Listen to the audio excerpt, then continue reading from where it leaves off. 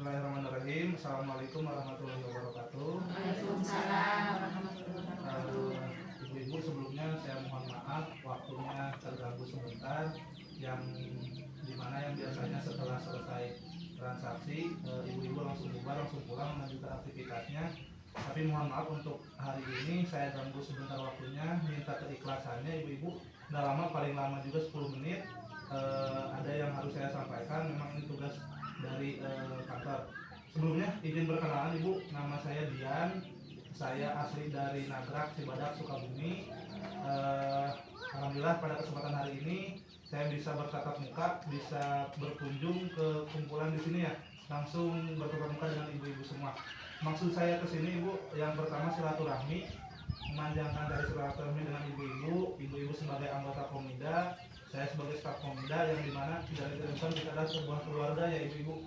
Jadi nanti kalau misalkan kita bertemu di mana saja boleh sapa saya bu, nama saya Dian. Yang kedua, saya di sini akan sedikit mensosialisasikan tentang stop BABS. Baik ibu, untuk mempersingkat waktu langsung saja ke materinya.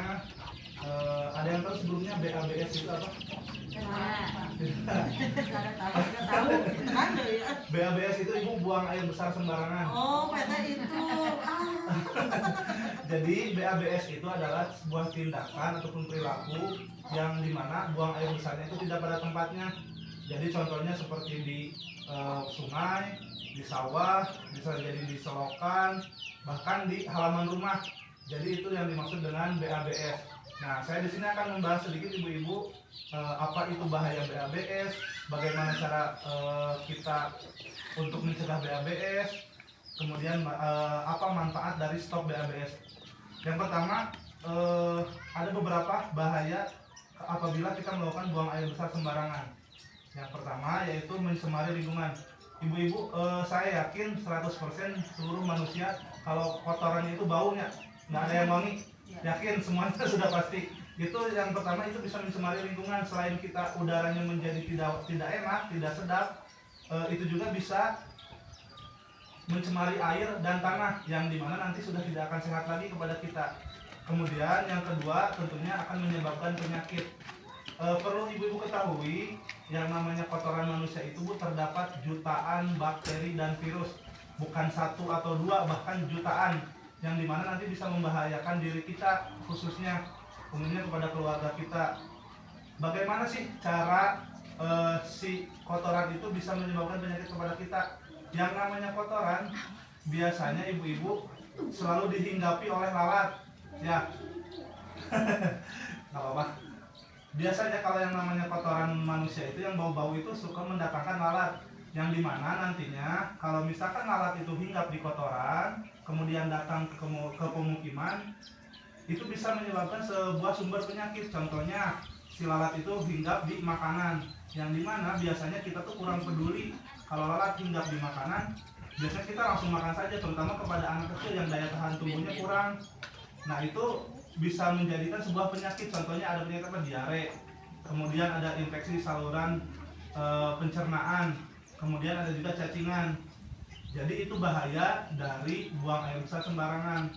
Jadi untuk kalau kita sayang kepada diri kita, keluarga kita, mari kita stop mulai sekarang untuk buang air besar sembarangan. Kemudian kedua ibu-ibu, untuk cara bagaimana sih untuk mencegah stop buang air besar sembarangan, yaitu dengan cara ada yang tahu? Kalau kita bagaimana cara menstop buang air besar sembarangan? Minum air yang banyak. Bukan. Ini kalau misalkan kita mau untuk mencegah buang air besar sembarangan itu, tentunya harus buang air besar pada tempatnya, yaitu pada jamban ya. Jamban juga harus jamban yang sehat. Menurut ibu-ibu, kalau jamban yang sehat itu seperti apa? Ada yang tahu? Di WC ya, toilet. Baik, di sini saya menjelaskan sedikit bagaimana sih kriteria jamban yang sehat itu. Yang pertama, jambannya berada di ruangan tertutup. Jadi kalau misalkan jambannya ada WC-nya, ada klosetnya, leher angsanya, tapi ruangannya terbuka, tetap bau nggak kemana-mana? Bau. Apalagi sudah makan yang memang mengundang bau-bau ya. Baru makin bau nantinya. Yang pertama itu jambannya berada di ruang tertutup. Yang kedua, jambannya terbuat dari bahan yang kokoh. yang kedap air yang dilengkapi dengan leher angsa atau kloset, mau itu klosetnya duduk ataupun jongkok, yang penting bahannya kokoh. Terus yang selanjutnya terdapat septic tank atau biasanya ibu mengenai speed tank. Nah, kalau misalkan jambannya kokoh, ruangannya tertutup, tapi aliran si kotorannya ngalirnya ke sungai ataupun ke saluran, itu sama aja bohong. Nanti bakal terus mencemari si lingkungan tersebut. Jadi harus ada septic tank, harus ada aliran yang jelas. Nanti si kotorannya tuh ngalirnya ke septic tank. Terus nanti juga tidak mencemari air. Dan yang terakhir, setelah buang air besar, ibu-ibu langsung mencuci tangan pakai sabun, karena bakteri yang nempel nanti akan dibunuh kuman-kumannya oleh sabun. Itu untuk cara mencegahnya. Nah, sekarang kita masuk ke manfaat stop buang air besar sembarangan.